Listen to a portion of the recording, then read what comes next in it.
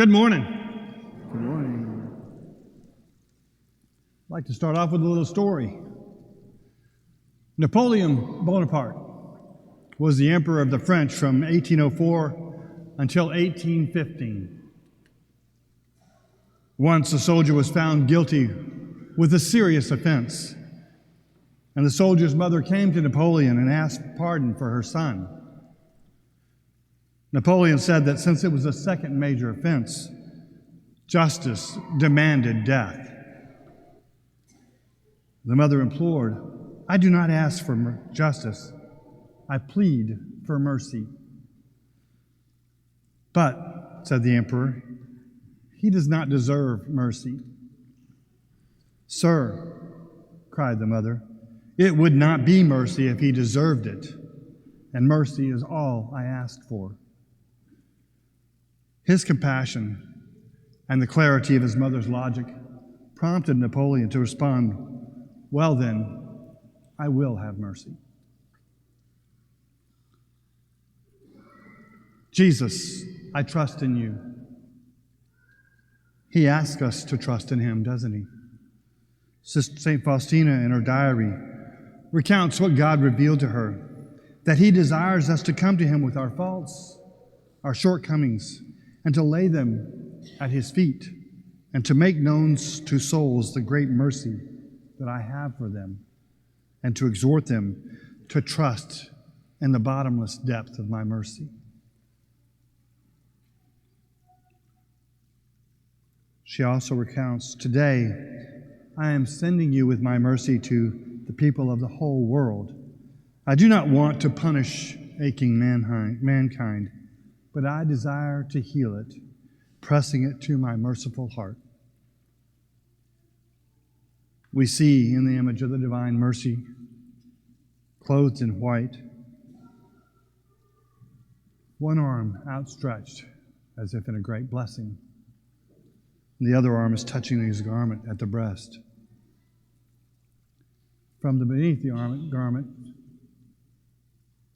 garment's clothing just slightly opened, you'll find two streaming lights, one pale blue and one red. And the words, "Jesus, I trust in you." These two rays are significant. The blue ray represents water, which makes souls righteous. And the red ray represents the blood, which is a life of souls.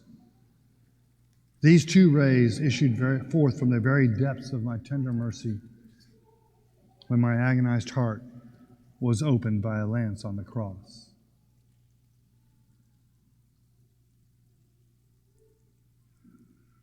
Jesus, I trust in you.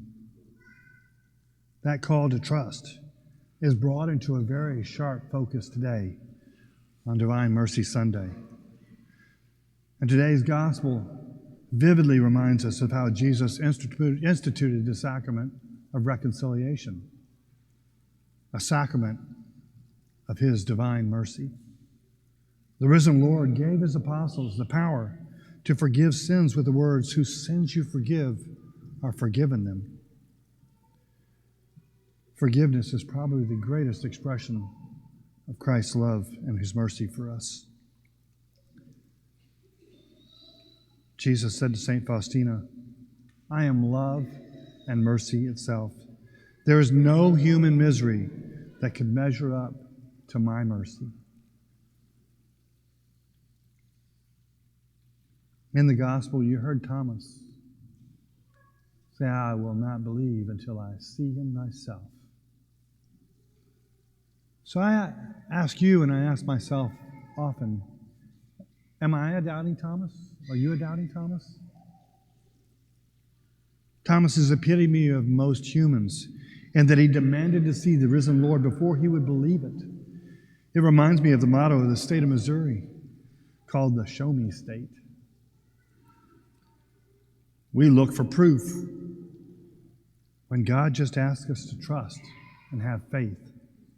He has our best interest at heart, while we have our own self-interest at heart. We are assuredly the children of Jesus' resurrection from the dead. It is through this wondrous sign of his great mercy that the Father of Jesus has given us new birth, as we hear in today's epistle. And our first reading today paints a picture of the family life of the apostles, the first ancestors in the household of God. We see them doing what we still practice today, devoting themselves to the apostles' teaching, meeting daily to pray and celebrate the breaking of the bread in the Mass.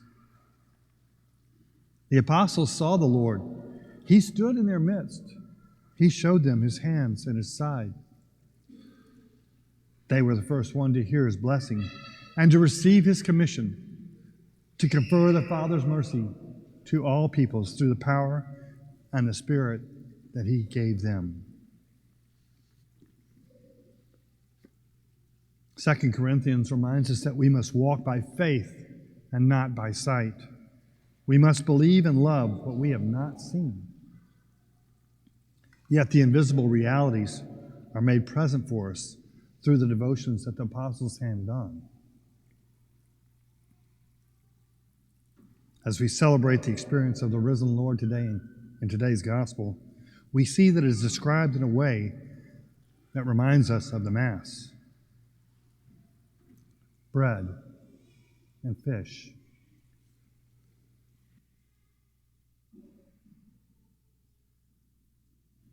Jesus asked for food, ostensibly to prove that he was truly physically present, as promised, that he was indeed resurrected.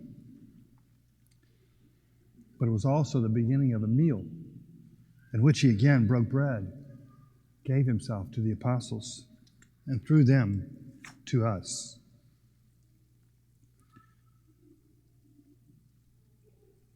We are reminded that both of his appearances appeared to take place on a Sunday. The Lord comes to be with his disciples. They rejoice. They listen to his word and receive the gift of his forgiveness and of his peace. He offers his wounded body to them in remembrance of his passion. And they know and worship him as their Lord and their God. So we see in Thomas's confession a vow of faith in the new covenant as it was promised long before in the blood of Jesus. We can now know the Lord as our God and be known as his people.